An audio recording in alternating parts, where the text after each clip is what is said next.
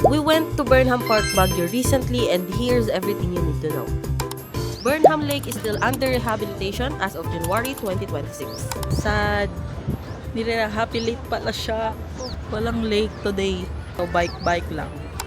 Okay, bye. A few walks away lang naman yung biking area. So yun yung napili naming activity. So, ayun, magbabike kami. Maraming stalls, maraming choices ng bike at malawak yung biking area. Ito yung rates nila minimum for 1 hour or less. Sulit naman na at nakakapagod din naman siya. So, ito yung nakuha naman. Tag-iisa kami ng niren para kanya-kanyang experience. Bawal yan na, eating while driving. Mas okay din yung solo since mas madali kang makakasingit, makakaikot. Lalo na pag crowded yung biking area. At least makaka-overtake. Take note, malalayo ang restroom so alamin nyo kaagad kung ano yung pinakamalapit. Kapagod, nagpawisan ako dun. So after bike activity naman, maraming food stalls at syempre yung strawberry taho. Matamis kaya okay na yung isang takal ng strawberry syrup. Solid, masarap. So after food walk ulit, tapos nakita namin yung fun rides and recreation. Dito din yung skating area pero Daming pwedeng gawin.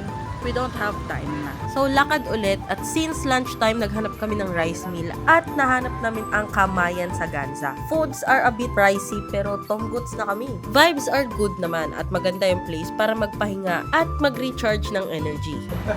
Lumalamig na ulit. It's 2:15. So on the way na kami sa may meet Apos, lipat na ulit kami ng place. Bye. See you later. That's all for today's video. If you have any questions, you can message me or comment down below. Bye!